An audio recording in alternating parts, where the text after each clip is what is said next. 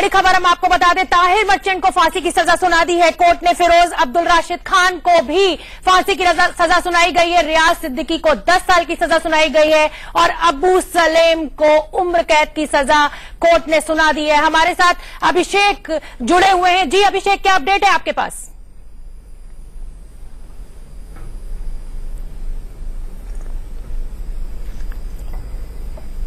सीधे हम चलते राजेश कुमार के पास। राजेश कुमार जो पूरे समय तक कोर्ट में मौजूद थे, एक एक पल की जानकारी उनके पास थी, सीधे उनसे जानते हैं। राजेश, क्या क्या हुआ और पूरा डिटेल बताएं जरा। देखिए, तकरीबन 10:50 पे जो आरोपी थे अबू सलेम, फिरोज खान और करीमुल्लाह, इन तीनों को कोर्ट में लाया गया था। बाकी के जो 2 आरोपी थे वो तकरीबन 11:30 बजे कोर्ट में पहुंचे।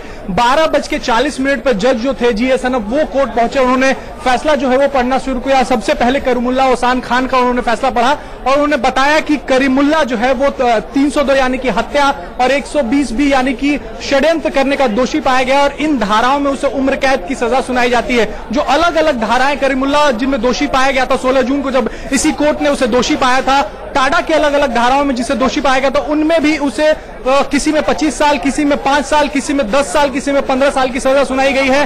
2 लाख, 4 लाख इस तरीके के उसको फाइन जो है वो उसको सुनाए गए हैं। यानी कि कुल मिलाकर उसे उम्र जो है, पूरी उम्र जो है करीमुल्लाह को जेल में गुजारनी पड़ेगी। साथ ही अदालत ने कहा कि जो दूसरी धाराओं के अंतर्गत जो फैसला सुनाया गया है टाडा की दूसरी धाराओं के तहत ये सजा साथ साथ चलेगी, यानी कि कंकरेंटली चलेगी। जैसा कि हमने राम रहीम के फैसले में देखा कि सजा अलग अलग चलने का फैसला जो है वो कोर्ट ने सुनाया था, लेकिन यहाँ टाडा कोर्ट ने कहा कि जो सजा उसे अलग अलग धाराओं में मिली है वो एक साथ ही चलेगी। अगला नंबर अबू सलेम का आया। अबू सलेम जब कोर्ट में पहुंचा था 10:50 से, तब से लेकर 12:40 तक लगातार वो कटघरे में खड़ा था और लगातार अपने वकीलों से बात कर रहा था। जो उसके बैटरी ऑफ लॉयर्स है, तकरीबन 4 से 5 वकील लगातार उसके कटघरे के पास खड़े थे और लगातार उनसे बात करता जा रहा था। वो 12:40 पर जज आया। पहले करीमुल्लाह का फैसला सुनाया गया, उसके बाद नंबर आया अबू सलेम का। अबू सलेम को ही जज ने सबसे पहले कहा कि 302 और 120 भी, यानी कि जिस तरीके से करीमुल्लाह को दोषी पाया गया था और उसे उम्र कैद की सजा मिली है, ठीक उसी तरीके से अबू सलेम को भी उम्र कैद की सजा सुनाई गई है।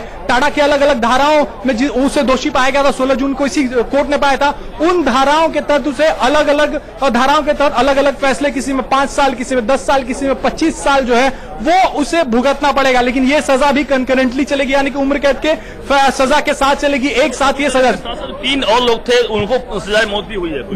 दो लोग जो थे इसमें उनको मौत की सजा हुई है, ताहिर मर्चेंट और फिरोज खान। ताहिर मर्चेंट और फिरोज खान दोनों पर गंभीर आरोप थे। कोर ग्रुप का मेंबर सीबीआई ने बताया था, जिसे कोर्ट ने माना था, यानी कि जो शुरुआती षड्यंत्र करने के लिए जो प्लानिंग की गई थी उसमें ये लोग शामिल थे। और साथ ही जो ट्रांसपोर्टेशन, आर्म्स का ट्रांसपोर्टेशन या जो भी बारूद मुंबई लाए गए थे, दोसा गैंग के काफी, मुस्तफा दोसा और मोहम्मद दोसा के काफी करीबी थे ये दोनों, और इन लोगों ने ही ट्रांसपोर्टेशन अरेंज किया था। साथ ही पाकिस्तान जाके ट्रेनिंग लेने का भी बंदोबस्त इन लोगों ने किया था। तो कोर ग्रुप के थे ये लोग मेंबर्स और इन लोगों ने ही षड्यंत्र रचा था, ऐसा कोर्ट ने 16 जून के फैसले में माना था।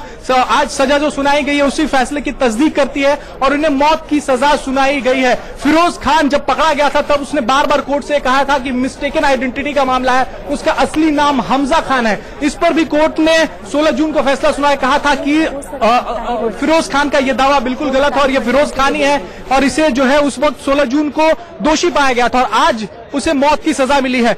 करीमुल्लाह भी जो था वो कोर ग्रुप का मेंबर था, लेकिन उसे वो मौत की सजा से बच गया और अदालत ने उसे जो है चाहेंगे कि जो 5 आरोपी थे, सबसे उसमें क्या उनका बॉडी लैंग्वेज कैसा था जब फैसला आया, कैसा सब बैठे थे, कुरान पढ़ रहे थे, क्या था थोड़ा सा? रियाज सिद्दीकी के बारे में बताना चाहूंगा। 10 साल की सजा जो है रियाज सिद्दीकी को मिली है। टाडा एक्ट 3 के तहत उसे दोषी पाया गया था और उस पर आरोप था कि उसने गाड़ी जो है वो मुहैया कराई थी। अबू सलेम जो भरूच से हथियार लेके आ रहा था वो उसने मुहैया कराई थी। यही वजह है कि उसे आईपीसी के सेक्शंस के अंदर उसे दोषी नहीं पाया गया था, उसे षड्यंत्रकारी नहीं माना था कोर्ट ने 16 जून को। उसे सिर्फ टाडा के अंदर ही अबेटमेंट का चार्ज उस पर लगा था, ये वजह उसे 10 साल की सजा मिली है। रियाज सिद्दीकी जो था वही सिर्फ कटघरे में बैठकर कुरान पढ़ रहा था। बाकी के जो आरोपी थे वो पूरी तरीके से कह सकते हैं उनके चेहरे पर हवाइयां उड़ी हुई थी। सबसे ज्यादा परेशान अबू सलेम दिख रहा था। तकरीबन 1.5 घंटे तक, जब तक जज कोर्ट में नहीं आए तब तक वो कटघरे में खड़ा था, अपने 3 से 4 वकीलों से लगातार बात कर रहा था और उनको हिदायतें दे रहा था। मीडिया का भी जमा हुआ था वहां, उसके नजदीक जाने की कोशिश की लेकिन उसने मीडिया से बात करने से मना किया, लेकिन वकीलों को लगातार वो हिदायतें दे रहा था। तकरीबन 1 घंटे 40 मिनट तक वो ये कर रहा था और लगातार सबसे ज्यादा नर्वस जो था वो अबू सलेम ही दिख रहा था कोर्ट में। यानी उसका जब फैसला आया, जब फैसला आने के बाद, जज के आने के बाद, फैसला के बाद कैसा उसका बॉडी लैंग्वेज था, और आरोपी कैसा बॉडी लैंग्वेज था, क्या उनके हाव भाव हवैया उड़ी हुई थी? जब करीमुल्लाह का फैसला पढ़ा जा रहा था, मैं बता दूं रियाज सिद्दीकी पूरी तरीके से एश्योर्ड था, उसे वो एक तरीके से उसके चेहरे पे कोई चिंता की लकीरें नहीं थी, क्योंकि वो उसे आईपीसी के सेक्शन के अंदर दोषी नहीं पाया गया था, तो उसे कम से कम इतना पता था कि उसे उम्र कैद या मौत की सजा नहीं मिलने वाली, और पिछले 12 सालों से वो जेल में है, तो इसमें ज्यादा सजा 10 साल होती है, तो वो छूटेगा, इसलिए वो निश्चिंत होकर पीछे की बेंच पे बैठा। लेकिन बाकी के जो आरोपी थे, करीमुल्लाह खान, ताहिर मर्चेंट, अबू सलेम या फिरोज खान, ये चारों बहुत परेशान दिख रहे थे। उनमें सबसे ज्यादा फिरोज और अबू सलेम, ये दोनों बार बार अपने वकीलों के पास जा रहे थे, उनको कुछ बताने की कोशिश कर रहे थे, उनको कुछ हिदायत देने की कोशिश कर रहे थे। बाकी के जो 2 आरोपी थे, अगर इस ताहिर मर्चेंट की बात करें या करीमुल्लाह की बात करें, वो दोनों शांत बैठे हुए थे। लेकिन फिरोज और अबू सलेम दोनों के चेहरे पर चिंता की लकीरें साफ दिख रही थी जब तक जज नहीं आया था। जब फैसला पढ़ा जाने लगा, तब रियाज सिद्दीकी को छोड़कर बाकी के चारों जो अभियुक्त थे, बाकी के जो चारों कन्विक्ट थे, वो खड़े हो गए और फैसला सुन रहे थे। हालांकि जैसे जिसका फैसला आता था वो बैठ जाता था। अबू सलेम का फैसला आया, वो वहां पे बैठ गया। अब जो है उन्हें यहां से किस जेल में शिफ्ट किया जाता है, उस पर नजर रहेगी। एक ये भी था, आपने थोड़ी देर पहले न्यूज ये भी ब्रेक की थी, वो शादी को लेकर उसका फैसला आने वाला था, क्या उसमें भी कुछ कोर्ट ने फैसला दिया, जिस ट्रेन में शादी का मामला था? देखिए, अमूमन जो भी एप्लीकेशंस कोर्ट में होते हैं, और आज फैसला है, आज आखिरी दिन है, तो जितने भी एप्लीकेशंस होते हैं उस पर फैसला आता है। रहा अबू सलेम ने मुमरा की उस लड़की से शादी करने के लिए एप्लीकेशन दिया हुआ है। उस एप्लीकेशन, इस अबू सलेम के एप्लीकेशन के पहले वो जो लड़की थी उसने भी दरख्वास्त किया था कोर्ट से कि मीडिया रिपोर्ट्स में ये आया है कि चलती ट्रेन में दोनों की शादी हुई है, जिसकी वजह से उसका रेपुटेशन खराब हुआ है। वजह है कि उसने भी, लड़की ने भी इजाजत मांगी थी, जिसकी तस्दीक अबू सलेम ने भी बाद में एप्लीकेशन डाल के की है। We will not award him death sentence, and at the same time we have also given an assurance that we will not be keeping him in custody for a period longer than 25 years in totality. Now this is one problem for us, because even if he has been given life sentence, and life sentence could be construed as the person till he lives, that may not apply in case of Abu Salim. And even if he has been prosecuted for other murder charges also, there are 2-3 other cases against him. So in totality, from the date of his confinement, he cannot be held back in prison. इस समय की बड़ी खबर हम लगातार अपने दर्शकों को बता रहे हैं।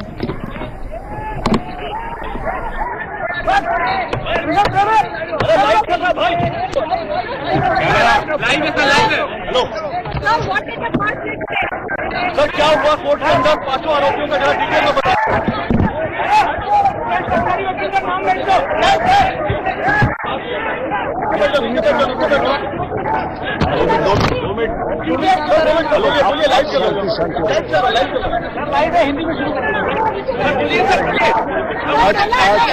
आवाज तो आनी चाहिए मेरी। आज टाडा स्पेशल कोर्ट ने बॉम्बे बॉम्ब ब्लास्ट केस 1993 में 2 आरोपियों को डेथ पनिशमेंट और कितना 2 आरोपियों को डेथ पनिशमेंट दी है, और बाकी के 2 आरोपियों को लाइफ पनिशमेंट दी है। एक को 10 साल की पनिशमेंट दी है। 5 में से 2 को डेथ, 2 को लाइफ और एक को 10 ईयर्स दिए। ताहिर मर्चेंट और फिरोज अब्दुल रशीद खान को डेथ पनिशमेंट दी है, और करीमुल्लाह हसन खान और अबू सलेम को लाइफ सेंटेंस दिए, और रियाज सिद्दीकी को 10 ईयर्स के।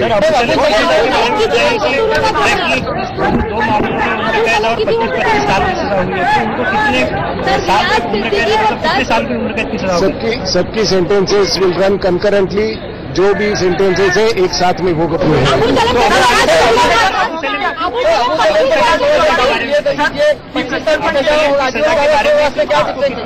अबू सलेम को 2 काउंट पे लाइफ पनिशमेंट दी हुई है। 120 बी रेड विद 302 और 33 के अंदर 2 काउंट पे लाइफ पनिशमेंट दी हुई है।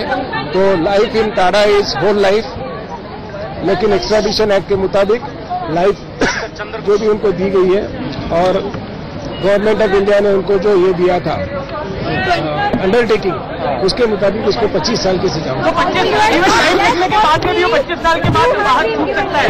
लाइफ इम्प्रिजनमेंट के बाद में भी सजा 25 साल से ऊपर नहीं होगी। यानी 13 साल के बाद वो जेल से बाहर आ सकता है अगर गवर्नमेंट ऑफ इंडिया कम्यूट करती है तो अभी कितनी साल रहेगा? अभी लाइफ, अभी कोर्ट में लाइफ दी हुई है। अगर government of India as per undertaking commute करती है तो 25 साल हो। So, but already has served so many years inside the jail. बहुत कम हो जाएगी इसमें, सेट ऑफ यानी 12 साल कम हो जाएगा। So maximum he'll be inside for 13 years. नहीं, you will have to calculate। 12 वर्ष माइनस होना ना, कितने साल जो भी अंडरगॉन है उसका सेट ऑफ मिलेगा। सर, बाकी आरोपियों के बारे में बताया जो फांसी की सजा जिनको मिली है, किन किन काउंट में उनको दोषी पाया गया था और किन किन काउंट में उनको सजा मिली है, कितनी सजा डिटेल में जरा बताएं सर। साथी वाला पेनल्टीज भी लगाई गई जी सर? हर ऑफेंस के लिए पेनल्टी लगाई गई है और इन डिफॉल्ट अगर वो पेनल्टी नहीं भरते तो इन डिफॉल्ट उसकी पनिशमेंट भी प्रिस्क्राइब की है। अभी ताहिर मर्चेंट जो है उसको डेथ पनिशमेंट दी है 302 रेड विथ 120B में और 33 में भी, 321 में, और फिरोज अब्दुल रशीद खान को भी वैसे ही सेम डेथ पनिशमेंट दोनों को सेम दी हुई है। और बाकी के जो ऑफेंसेस है उसमें फ्रॉम 6 months to 25 years अलग अलग से पनिशमेंट दी है। आपने करीमुल्ला के लिए भी फांसी की सजा मैक्सिमम पनिशमेंट मांगा था, कोर्ट ने क्या ऑब्जर्व किया? ऑपरेटिव पार्ट वो अभी जब तक जजमेंट नहीं देखूंगा मैं बोल नहीं पाऊंगा, क्योंकि it is part. Abu Salem के पार्ट में बताएंगे कि अबू सलेम किन किन मामलों में इन्वॉल्व था जिसकी वजह से उसको 25 साल की सजा हुई? अबू सलेम मेन कंस्पायरेसी में इन्वॉल्व था, क्योंकि उसने जब आर्म्स एंड एम्यूनिशंस भरूच से बम्बई आए थे उसमें से कई आर्म्स उसने दूसरे को-एक्यूज के पास रखे थे। उस टाइम पे वो रखने के टाइम पे उसने ये कहा गया था कि ये वेपन्स जो है ये अनीस इब्राहिम ने भेजे हुए हैं, तो उसका मटेरियल है, बहुत महंगा है और ये बॉम्बे के किसी गेम में, बड़े गेम में यूज किया जाएगा। So he had knowledge about the conspiracy. उसको मालूम था कि बम विस्फोट और इन सारी चीजों के जो भी बड़ी कंस्पायरेसी हुई थी, जो भी करना था उसके बारे में पूरी जानकारी। 12 मार्च को बम फटने वाले हैं मुंबई में, इसकी जानकारी अबू सलेम को थी या अप्रैल में जो बम फटने वाले थे पहली प्लानिंग उसकी जानकारी थी? उसको जो जानकारी थी वो पूरी कंस्पायरेसी की जानकारी थी। उसकी क्या जानकारी थी क्या नहीं थी उसने खुद ने कन्फेशन में नहीं बताया। ओके,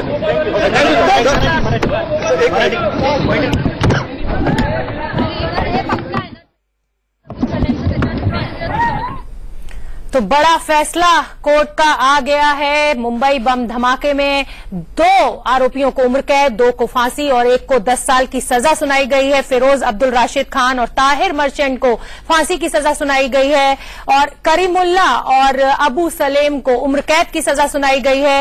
रियाज सिद्दीकी को 10 साल की सजा कोर्ट ने सुनाई है। एक बड़ा ऐलान कोर्ट का।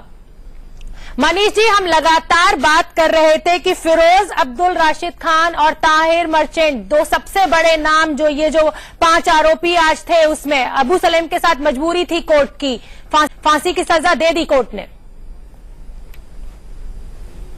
देखिए, ये जिस तरह से एनके साहब भी कह रहे थे और अंदेशा लगाया जा रहा था कि कोर्ट अपने विवेक से, अदालत अपने विवेक से फैसले सुनाएगी और तमाम सबूत को देखते हुए, तमाम डिफेंस की अपील को देखते हुए कोर्ट ने, अदालत ने, जीए सनप ने जो ये फैसला सुनाया है, इसको लेकर जैसा कि अंदेशा जताया जा रहा है, पहला फैसला आया कि ये लगा उम्र कैद की बात है तो चीजें बदलेगी, लेकिन जज ने एक एक चीजों को बहुत बारीकी से देखा, समझा, जाना और उसके बाद ये फैसला दिया है। जहां तक ये 2 जिन लोगों को फांसी की सजा की बात सामने आई है, उनको लेकर अगर कहा जाए तो इन पर संगीन आरोप भी थे। भारत से लोगों को पाकिस्तान भेजना, दुबई भेजना, और ये डे 1 से, यानी कि जिस दिन से ये साजिश शुरू हुई थी उस दिन से ये लोगों के शामिल होने की बात, असला, बारूद और आखिर तक अंजाम देने तक जो इनका सामने सारी चीजें, सबूत सामने आए और जो पेश हुए, उसके तहत ये जो सजा सुनाई गई है, मुझे ऐसा लगता है कि जिस पर सबकी निगाहें टिकी हुई थी, टकटकी लगा के लोग इस टाड़ा कोर्ट पर नजर गड़ाए बैठे थे, अब वो घड़ी आ गई जब सारे फैसले जज साहब ने सुना दिए। शोभना जी। मनीष जी, एनके सिंह सर, जिस तरह का ये फैसला आया है और अबू सलेम को तो छूट मिल गई है, और भी कई मामले इसके ऊपर, गुलशन कुमार की हत्या, मनीषा कोइराला के मैनेजर को, ये 4 तरह के फैसले हैं इसमें। एक में ये है कि आपको हाथ बंधे थे, चूंकि एक्सट्रेडिशन ट्रीटी के तहत आपने जो कमिटमेंट किया था, तो एक फैसला यह था कि कल्पेबिलिटी तो है लेकिन सजा हम हाथ बंधे हुए हैं, तो इसलिए अबू सलेम को उन्होंने आजीवन दिया। बाकी 2 को आजीवन कारावास दिया, 1 को 10 साल दिया है। टोटल आप देखें तो 4 तरह की सजाएं हैं। सजाए मौत दिया है। अब ये ग्रेडेड कल्पेबिलिटी कहते हैं इसको, जो डॉक्ट्रिन पे कोर्ट वर्क करता है उसे ग्रेडेड कल्पेबिलिटी कहते हैं कि अपराध दोष के कितनी क्वालिटीज थी। तो ये आपने देखा होगा कि, और ये जब देखते हैं तो इसमें दो तरह की क्वालिटी है। एक है जो कॉन्स्पिरेटर मेन था और उसमें इन्वॉल्व था, दूसरा है जो मेन इन्वॉल्व था लेकिन उसको एनके सिंह सर 1 मिनट रोकना चाहूंगी। मनीष जी कुछ कह रहे हैं। मनीष, राजेश आपके साथ है जो कोर्ट रूम में मौजूद थे, बताइए। राजेश, जिस तरह से आप सारे कोर्ट रूम में जो हो रहा था वो आपने जानकारी दी, और ऐसा क्या लगता है कि जो जानकारी आपके कहने में छूट गई और वो दर्शकों तक पहुंचाना जरूरी? देखिए, अबू सलेम जब से कोर्ट में पहुंचा है तकरीबन 10:50 से लेकर 12:40, जब तक जज नहीं आए तब तक वो परेशान दिख रहा था। लगातार उसके पास कागज के काफी बंडल थे, काफी पेपर्स थे और वो लगातार अपने वकीलों से उसके बारे में बात कर रहा था। क्या बात कर रहा था वो हमने जानने की कोशिश की, लेकिन वो बताया, उसके वकील ने भी बताने से इनकार कर दिया और अबू सलेम ने भी बताने से इनकार कर दिया। लेकिन इतना जरूर था कि अबू सलेम के चेहरे पर हवाइयां उड़ रही थी। अबू सलेम और फिरोज खान 2 ऐसे आरोपी थे जो सबसे ज्यादा परेशान दिख रहे थे, जिसमें फिरोज खान को मौत की सजा जो है वो सुनाई है अदालत ने। साथ ही अबू सलेम है उसे अबू सलेम को उम्र कैद की सजा सुनाई गई है। 302 यानी कि हत्या और 120 भी 2 काउंट्स पे उसे उम्र कैद की सजा जो है वो सुनाई गई है। अबू सलेम, अभी जो वकील साहब सीबीआई के काउंसिल बता रहे थे कि फिलहाल उम्र कैद की सजा है, लेकिन पुर्तगाल से जो हमारी संधि है उसमें कहा गया है कि 25 साल से उससे ज्यादा सजा नहीं हो सकती। तो ये सरकार पे निर्भर करेगा कि उसकी सजा कम की जाती है या नहीं की जाती है। फिलहाल जो है वो उम्र कैद की सजा है और यही हाल प्रदीप जैन मामले भी अबू सलेम का है, उसमें भी उसे उम्र कैद की सजा हुई थी और अभी तक वो सजा जो है वो बनी हुई है। पिछले 12 साल से अबू सलेम जो है वो जेल में। जब सीबीआई के काउंसिल आर्गुमेंट कर रहे थे पिछले कुछ दिनों में और अबू सलेम के लिए जब वो सजा की मांग कर रहे थे तब उन्होंने साफ कहा था कि अबू सलेम का जो जुर्म है, अबू सलेम पे जो इल्जाम है वो उस पर उसे मौत की सजा मिलनी चाहिए, वो मौत की सजा का हकदार है। लेकिन पुर्तगाल से जो संधि है उसमें ज्यादा से ज्यादा उम्र कैद ही हम मांग सकते हैं और यही वजह है कि अबू सलेम को उम्र कैद मिली। लेकिन ताहिर मर्चेंट और फिरोज खान जो कोर ग्रुप के मेंबर थे, जिन्होंने षड्यंत्र रचा था, जिन्होंने हथियार जो है वो भारत में भिजवाए थे, जिन्होंने पाकिस्तान लोगों को भिजवाकर ट्रेनिंग करवाई थी, उन दोनों को मौत की सजा जो है वो सुनाई गई है। राजेश, एक चीज और बात है, जहां तक अबू सलेम की बात की जाए और जितना कोर्ट रिपोर्टिंग में आपने भी देखा है, हमने भी जाना है कि वो अभिनय करना बहुत बेहतर जानता है। जब वो कोर्ट रूम के अंदर घुसा तो निश्चिंत दिखाई दे रहा था, लेकिन जैसे जैसे चीजें आगे बढ़ी तो क्या वो अभिनय का उसका एक स्वरूप था, पात्र था, या वो वाकई चिंतित? आज वाकई चिंतित दिख रहा था अबू सलेम। पहले जितने भी हियरिंग होती थी, जब सुनवाई होती थी या जिस दिन दोषी है या नहीं उस दिन का ऐलान था, उस दिन भी वो इतना परेशान नहीं दिख रहा था जितना आज वो परेशान दिख रहा था। राजेश, हम आपको रोकेंगे, पीछे दीपक सालवी जो वकील है वो हैं, हम चाहेंगे कि आप उनसे जाके बात करें और दर्शकों को बताएं कि उनका क्या मानना है। जी मनीष जी, बिल्कुल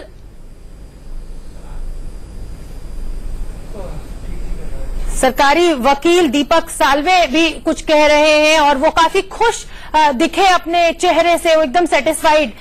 एनके सिंह सर, मुझे लगता है कि बिल्कुल सेटिस्फाइड थे। इस समय हमारे साथ सुप्रीम कोर्ट के वकील रजत कपूर जी भी जुड़ गए हैं। जी रजत जी, कैसे देखते हैं आप इस फैसले को? जी, फैसला तो जस्टिस ने अपना काम कर दिया है। तो ये बस हमारे देश में थोड़ा सा ये है कि जस्टिस डिले होता है लेकिन हो जरूर जाता है। तो इस केस में जैसे कि अभी तक आ चुका है कि डेथ पेनल्टी 2 कन्विक्ट्स को मिल चुकी है और 2 को लाइफ इम्प्रिजनमेंट मिली है और 10 साल की सजा हुई है, वो सिद्दीकी को हुई है। तो आई थिंक फैसला तो बिल्कुल सही है, देर आए दुरुस्त आए और स्पेशल कोर्ट टाडा ने दिया है ये फैसला। तो आई थिंक जैसे जैसे इनको सजा होगी, इनको आगे इनको जेल भेजा जाएगा और जो इनको डेथ सेंटेंस है उनको डेथ सेंटेंस दी जाएगी। बिल्कुल ठीक कह रहे हैं रजत जी कि जो फैसला आया है वो बहुत सही आया है, देर आए पर दुरुस्त आए। पूरे देश को इंतजार था जिन 200 जी हम कर दें जी। मुझे लगता है कि कोर्ट को ये संज्ञान में लेना चाहिए था कि ऑलरेडी सजा काट चुके हैं, लेकिन वो सजा एक्चुअली उसके लिए होती है, समाज की नजरों में वो सजा नहीं मानी जाती है। नतीजा ये है कि अगर आपने कॉन्करेंटली इन सजाओं को रखा है तो अगले 15 साल में छूट जाएगा। एक आदमी ऑलरेडी छूटने जा रहा है जो 12 साल जेल में हो चुका है, वो 10 साल में छूट जाएगा, रियाज छूट जाएगा। तो आप समझ सकती हैं कि यहां पे कोर्ट के पास ये ऑप्शन है कि वो कॉन्जिक्यूटिवली रखे या साइमल्टेनियसली, मतलब कि वो रखे, रामायण केस में अलग अलग रखे, हाँ कॉन्करेंटली रखे या उसको स्टैगर्ड रखे कि एक के बाद दूसरी होगी। अब यहां मुश्किल यह है कि कोर्ट के पास यह ऑप्शन था कि वो कह सके कि नहीं 302 में 120 में यह सजा है, लेकिन बाकी जो गन रनिंग है वगैरह है, जो बाकी दफाएं लगी है, उसकी जो सजाएं होंगी वो आपको इसके बाद झेलनी होगी, ताकि कम से कम ये अपराधी निकल ना पाते जेल से। यहां पे मुझे लगता है कि कोर्ट का स्लाइटली लीनियंट रुक रहा है। जी अभिषेक, आपके पास आना चाहूंगी, जो सभी तमाम आरोपी हैं जिनको सजा का ऐलान कर दिया है कोर्ट ने, क्या ये इनको कोर्ट से अब ले जाया गया है जेल वापस?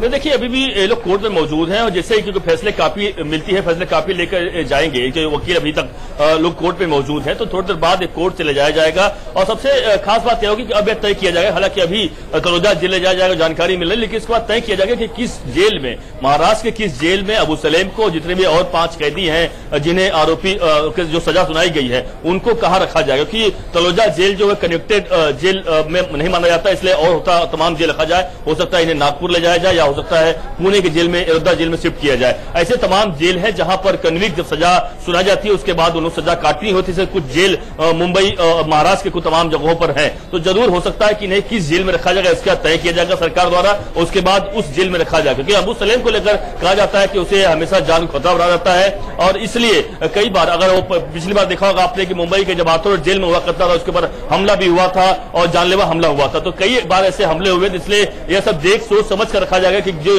जितने भी 5 कैदी हैं, जितने भी 5 आरोप जो कैदी अब हो चुके हैं, उन्हें किस जेल में महाराष्ट्र में रखा जाए। यह सबसे बड़ी चुनौती अब जेल अथॉरिटी की है कि उन्हें किस जेल में रखा जाए, नागपुर में रखा जाता है या पुणे में रखा जाता है या फिर नासिक जेल में रखा जाता है, यह तय करेगी अब जेल अथॉरिटीज। जी एनके सिंह सर, जब इस तरह का फैसला आता है और कड़ा रुख अपनाया है, 2 को फांसी दी है, 2 को उम्र कैद दी है और 10 साल की सजा दी है, क्या कोर्ट ये भी ध्यान में रखती है कि उसका ये जो फैसला है ये सस्टेन करे हायर कोर्ट्स में भी? क्योंकि ये बहुत बड़ा होता है और ये दबाव खास करके सबऑर्डिनेट जुडिशियरी में खास करके बहुत ज्यादा होता है, क्योंकि उसके सारे जो जजमेंट्स होते हैं, स्पेशल कोर्ट का जजमेंट है, चाहे आप सिंपल डिस्ट्रिक्ट जज का ले लीजिए जजमेंट, सेशंस कोर्ट का ले लीजिए, ये जो होते हैं इनकी स्क्रूटनी हाई कोर्ट में होती है और इनके जजमेंट्स को, इनके जो करियर है, करियर पे इसका बहुत बड़ा असर पड़ता है। मान लीजिए कोई हाई कोर्ट ने एक नेगेटिव कमेंट कर दिया तो उनका तो करियर खत्म हो गया। इसलिए ये बहुत ज्यादा, बहुत ही बैलेंस्ड जजेस होते हैं। क्वालिटी ऑफ अगर आप जजमेंट देखेंगी तो सेशंस कोर्ट के ज्यादा अच्छे होते हैं हाई कोर्ट से, क्योंकि हाई कोर्ट को चिंता नहीं होती है। हाई कोर्ट को जानता है कि हम अब हमारा करियर तो किसी के हाथ में है नहीं, वो तो कॉन्स्टिट्यूशन ने प्रोटेक्ट कर रखा है। तो quality of judgment high court के उतने अच्छे नहीं होते जितना कि क्राइम के केसेस में सेशंस कोर्ट के होते हैं। बहुत पढ़ के, बहुत थॉरोली करके वो लिखते हैं, तो आमतौर पर ये हाई कोर्ट से स्ट्राइक डाउन नहीं होते हैं और बहाल होते हैं। लेकिन अगर मान लीजिए कोई सेपरेट व्यू लिया है, तो मैंने मेजॉरिटी ऑफ केसेस में देखा है कि सुप्रीम कोर्ट से वो फिर सस्टेन हो जाते हैं और सेशंस के कोर्ट की बात जो है वो सुप्रीम कोर्ट मान लेता है। तो मेरा मानना है कि सेशंस कोर्ट की क्वालिटी ऑफ जजमेंट जो होता है ये बहुत अच्छा होता है। यहां पे आप देखिए कल्पेबिलिटी को बाकायदे ग्रेड किया है। कल्पेबिलिटी, डिफरेंशियल कल्पेबिलिटी कहते हैं इसको। डिफरेंशियल कल्पेबिलिटी, किसकी कल्पेबिलिटी कितनी है इस अपराध में।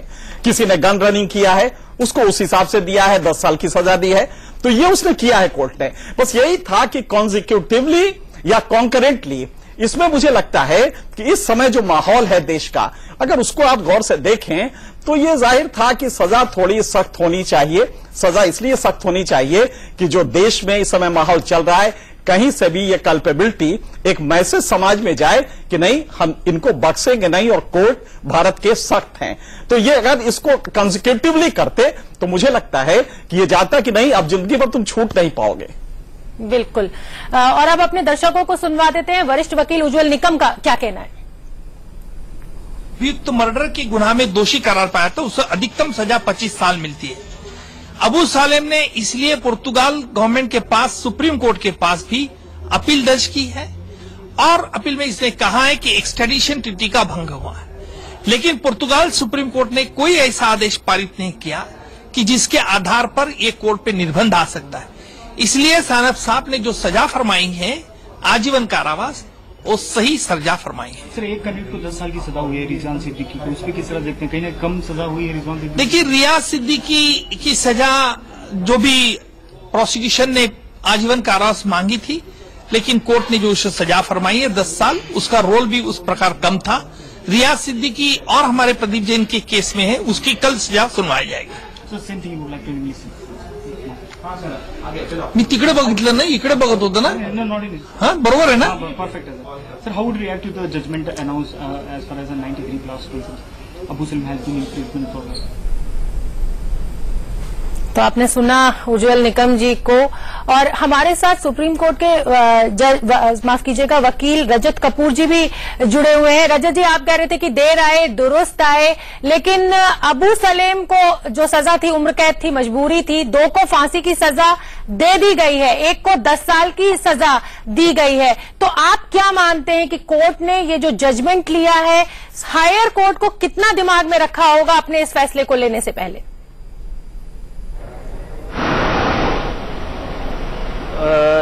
देखिए, जहाँ पे अभी जजमेंट हुई है ये लोअर कोर्ट में, अब ये अपील के लिए इनको एक्चुअली में अराउंड 30 डेज का टाइम होता है, जिसमें कि ये अपील कर सकते हैं और बेल के लिए भी अप्लाई कर सकते हैं। इसके ऊपर सुप्रीम कोर्ट में 30 डेज का इनके पास टाइम रहेगा अगर ये अपील करना चाहते हैं तो। जी, एनके सिंह सर, बेल तो मुझे नहीं लगता कि किसी भी सूरत में इनको कहीं भी कोई चांस है मिलने का, ये अपील करें या ना करें, लेकिन हायर कोर्ट में ये जरूर जाएंगे। नहीं, बिल्कुल जाएंगे, अपील में तो जाएंगे। आप देख रही थी कि अबू सलेम, जैसे आपके रिपोर्टर ने बताया, अबू सलेम तमाम कागजों को देख रहा था। वो कागजों को इसीलिए देख रहा था कि उसे मालूम था कि इसमें अपील के प्रोविजंस क्या क्या होंगे और कहीं सजा ये कॉन्जिक्यूटिवली ना हो, कॉन्करेंटली रहे। तो उसकी चिंता यही थी। वो जो चिंतित था वो इसलिए नहीं था कि मुझे सजा होगी कि नहीं होगी, वो इसलिए चिंतित था कि कहीं अगर अदालत ने इसे कॉन्जिक्यूटिवली कर दिया तो फिर निकलना इसका मुश्किल होगा, और वो कोर्ट कर सकता था। वो मुझे लगता है कि, लेकिन जैसा कि उज्जवल निकम ने बताया, सुप्रीम कोर्ट पोर्चुगल का जो एक फैसला था उसमें ये कहीं नहीं था कि 25 साल की कोई लिमिट रखी थी। उन्होंने हिंदी का एक शब्द इस्तेमाल किया, निर्बंध, जिसका अंग्रेजी में मतलब होता है रेस्ट्रिक्शन। उज्जवल निकम के कहने के अनुसार सुप्रीम कोर्ट पोर्चुगल ने कहीं नहीं कहा है कि आप 25 साल की लिमिट गवर्नमेंट ऑफ इंडिया को दी है। तो अगर ये है तो मुझे लगता है कि ये इंटरप्रिटेशन की बात है, आने वाले 24 घंटों में ये हो पाएगा कि 25 साल का कोई रेस्ट्रिक्शन गवर्नमेंट ऑफ इंडिया में सजा को लेके है। अगर नहीं है तो लाइफ इंप्रिजनमेंट का मतलब पूरा होगा। ये हम इससे आधार पे कह रहे हैं जो उज्जवल निकम ने अभी कहा है, और उस समय उज्जवल निकम इस केस को पूरी तरह देख रहे थे, और ये उनका कहना है कि सुप्रीम कोर्ट पोर्चुगल ने ये कहीं नहीं कहा है कि भारत सरकार पे 25 साल का कोई निर्बंध होगा यानी रेस्ट्रिक्शन होगा। जी अभिषेक, जिस तरह से फैसला आप बता रहे हैं कि सुनाया जा चुका है, तो क्या अभी भी कोर्ट में ये पूरी जो प्रक्रिया है ये चालू है? क्योंकि अभी जितने आरोपी हैं वो बाहर नहीं निकले हैं जिनको सजा का ऐलान कर दिया गया है कोर्ट की तरफ से।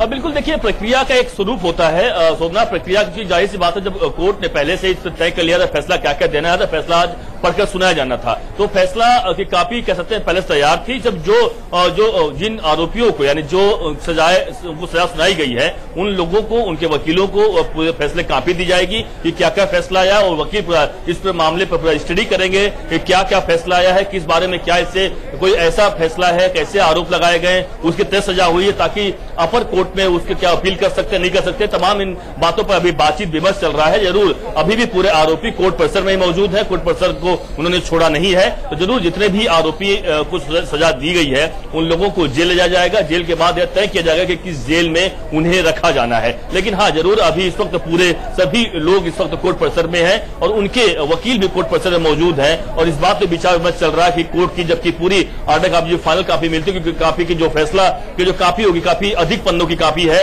और उसको पढ़े जाने में काफी वक्त लग सकता है, इसलिए आगे का जो इनका कैसे लाइन ऑफ एक्शन तय करना पड़ेगा कि कहां पे यह अपील करें या ना करें, या अपील करने में इनकी भलाई है, या फिर हो सकता है कोर्ट इन्हें किन अन्य सजाओं, कई बार ऐसा देखने को मिला है कि लोअर कोर्ट यानी सेशन कोर्ट कई बार उस केसेस में सजा कम दिखाती है, लेकिन दूसरे कोर्ट कई बार उस केस में सजा अधिक दे देती है। तो तमाम इन बातों पर, कानूनी पहलुओं पर जो नजर रखने के बाद, छानबीन करने के बाद आगे का फैसला लिया जाएगा। लेकिन अभी अबू सलेम सहित जितने भी अन्य आरोपी हैं वो सभी भी कोर्ट परिसर में मौजूद हैं उनके वकीलों के साथ। जी तो एनके सिंह जी, अबू सलेम के लिए जैसा अभी मनीष जी भी कह रहे थे कि अभिनय की उनमें बड़ी तगड़ी प्रतिभा है और अपने को टेंशन में थे और रिलैक्स दिख रहे थे, उनके ऊपर बायोपिक भी बनने जा रही है, एक बड़े डायरेक्टर और बड़े प्रोड्यूसर फिल्म भी बनाने जा रहे हैं। तो क्या लगता है, ये तो ठीक नहीं है, अब तो फैसला उनके खिलाफ आ चुका है और सभी जानते हैं कि बम विस्फोट के आरोपी हैं वो। नहीं, मतलब आइकन आप बनाते हैं तो कई बार होता है कि आप अपराधियों पे भी बनाते हैं, सुल्ताना डाकू पे भी फिल्म बनी है, तो कई बार होता है कि आप इस तरह के आइकॉनिक फिगर्स हो जाते हैं, नेगेटिव आइकॉन्स होते हैं लेकिन फिगर्स होते हैं, तो आप उस पर फिल्म बनाते हैं क्योंकि मार्केट में वो बिकती है। अबू सलेम के लाइफ पे मोनिका बेदी टाइप की कोई हीरोइन आएगी, मसालेदार, तो वो तो चल सकता है, लेकिन ये हकीकत है कि कोर्ट ने जो दिया है फैसला, उससे एक बड़ी राहत है और एक मैसेज गया है, इसमें कोई दो राय नहीं है कि ये मैसेज स्ट्रांग है। अब यही है कि ये लोग हाई कोर्ट में अपील करेंगे ही करेंगे। आप देख रहे थे, आपके रिपोर्टर बता रहे थे कि बैटरी ऑफ लायर्स वहां पे खड़े हैं इसके साथ, अबू सलेम के साथ, तो कम से कम पैसे होंगे तभी तो आएगा। और इसकी जो वेल्थ थी उस समय जब ये 22 साल का था, 22 से 28 साल के बीच में, इसने 4000 करोड़ की संपत्ति इसके पास हो गई थी। आप समझ सकती हैं कि इनके पास पैसा कितना होता है। और आज भी मुझे नहीं लगता कि अपराध के बाद भी जो एक्सटॉर्शन का इसका धंधा था वो, क्योंकि अभी भी अगर बैटरी ऑफ लायर्स यहां पे हैं तो ये बिना पैसे के लॉयर्स नहीं आते, बहुत महंगे लायर्स होते हैं। तो इस समय अगर उसने बैटरी ऑफ लायर्स रखे हैं तो कहीं ना कहीं से पैसे का तो इंतजाम हो ही रहा है। तो ये देखना पड़ेगा कि इनके पैसे के सोर्सेस को भी खत्म किया जाए, आखिर ये कहां से आ रहा है। और दूसरा ये है कि सजा मिलेगी, लेकिन अभी ये है कि अगर ये हायर कोर्ट में गए तो आपने बहुत सही कहा कि ये सजा डिफरेंट भी हो सकती है, ये मुमकिन है कि सजा बढ़ जाए। फैसले हमने देखा है पलटे बढ़ते हैं, तो ये सजा हो सकता है कि बढ़ जाए। तो ये भी वे करना होगा कि उसमें रेशियो में जो जजमेंट का रियल पार्ट है, जो रेशियो डिसडेंडी हम कहते हैं, ये तो ऑबिटर है, जो कि एक्चुअल सजा होती है उसे ऑबिटर डिक्टा कहते हैं। रेशियो में जज ने जस्टिफिकेशन क्या दिया है अपनी सजा का, और अगर वो स्ट्रांग है तब तो ठीक है, वो ऊपर के कोर्ट से नहीं कटेगा। लेकिन अगर वो बहुत स्ट्रांग नहीं है तो हायर कोर्ट में हो सकता है कि उसको उल्टा कर दिया जाए और सजा बढ़ा दी जाए।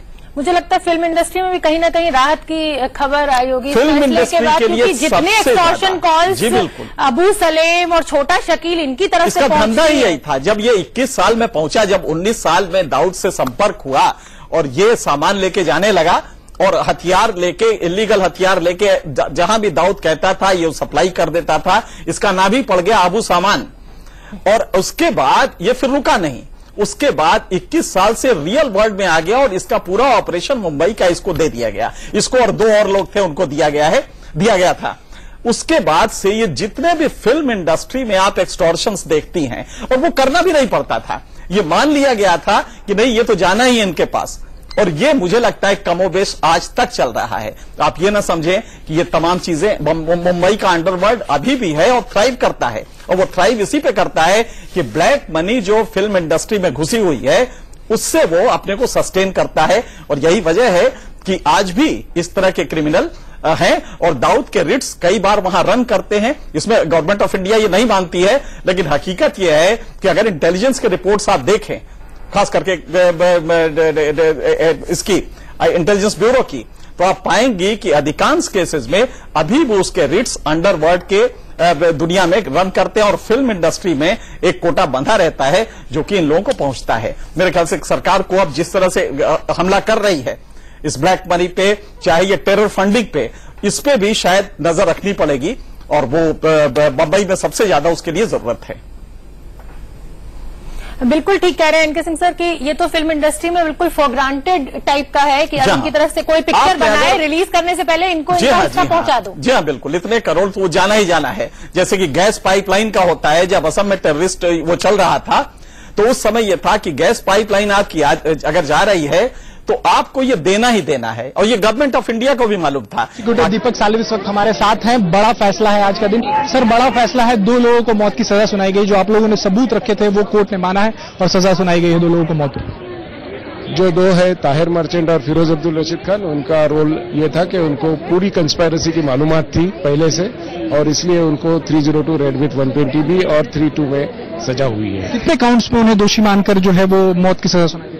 सारे काउंट्स पे उनको दोषी माना गया है, जितने भी चार्जेस उनके अगेंस्ट फ्रेम किए थे, और उसमें से 2 काउंट के लिए उनको डेथ पनिशमेंट हुई है। बाकी के लिए 1-2 के लिए लाइफ हुई है और 1-2 के लिए 25 साल और बाकी के लिए 25 साल से लेके 6 महीने तक की सजाएं हुई है। एक और आरोपी था जिसके लिए मौत की मांग की थी आपने, करीमुल्ला, उसके बारे में कोर्ट ने क्या कहा, क्या सजा सुनाई और किन काउंट्स? करीमुल्ला को कोर्ट ने लाइफ इम्प्रिजनमेंट दी है। उसका जो भी फर्क मेरे मांगने में और कोर्ट के आया है रीजनिंग देखे बगैर मैं नहीं बता सकूंगा। अबू सलेम के लिए आपने भी लाइफ, आपने कहा था कोर्ट में कि ये मौत डिजर्व करता है जिस तरीके के जुर्म इसने किए हैं, लेकिन आपने मांग क्या की थी और कोर्ट ने क्या सजा सुनाई? हमारे यहाँ जो एक्स्ट्राडिशन एक्ट है उसके मुताबिक जो भी प्रत्यार्पित आरोपी रहता है उसे अगर डेथ पनिशमेंट हमारे यहाँ है और उस जो स्टेट है जहां से उसे लाया गया है उसमें अगर डेथ पनिशमेंट नहीं है तो उसकी पनिशमेंट ऑटोमेटिक लाइफ पे आती है कानूनन।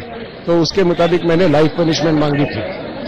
और उससे सर किन किन काउंट्स पे दोषी माना गया और क्या वो पूरी जिंदगी जेल के पीछे रहेगा या फिर 25 साल ही रहेगा? अभी ऐसा है कि कोर्ट ने उसको जिंदगी भर के लिए, लाइफ के लिए पनिशमेंट की है, लेकिन गवर्नमेंट ऑफ इंडिया का जो अंडरटेकिंग है उसके मुताबिक उसको 25 साल हो सकती है अगर गवर्नमेंट ऑफ इंडिया उनके पावर यूज करके ये कमिट करती है तो। सर अभी हमने राम रहीम के फैसले में देखा कि 10-10 साल के फैसले और अलग अलग उसको सजा काटने के लिए कहा गया, क्या इस मामले में भी ऐसा है? कुछ कंकरेंट एक साथ सारे एक साथ। सर अबू सलेम ने शादी के लिए भी एक एप्लीकेशन डाला हुआ था, क्या उस अभी तक डिसीजन नहीं आया? उस पर डिसीजन नहीं आया, तो अबू सलेम को पूरी जिंदगी जो है वो सलाखों के पीछे फिलहाल गुजारनी पड़ेगी। अगर सरकार इसमें हस्तक्षेप नहीं करती है तो अबू सलेम को जो है पूरी जिंदगी जेल के पीछे गुजारनी पड़ेगी। जब सीबीआई काउंसिल ने सजा की मांग की थी तब उन्होंने कहा था कि अबू सलेम जो है वो मौत डिजर्व करता है, जो उसने जो गुनाह किए हैं, जो जुर्म किए हैं उसके लिए उसे मौत की सजा मिलनी चाहिए। लेकिन पुर्तगाल से जो संधि है उसके मुताबिक उसे मौत नहीं मिल सकती, इसलिए सीबीआई ने भी उम्र कैद की मांग की थी और कोर्ट ने भी उसे उम्र कैद दिया। अब यह सरकार पे निर्भर करेगा कि उस अबू सलेम की सजा जो है वो कम की जाती है या नहीं की जाती है। कैमरामैन रमेश महिरा के साथ राजेश कुमार, इंडिया न्यूज, मुंबई। हमारे साथ अभिषेक जुड़े हुए हैं। अभिषेक, इस समय का ताजा अपडेट क्या है? क्या हलचल है कोर्ट में? क्या अपील की तैयारी शुरू कर दी है इन 5 आरोपियों के वकील ने?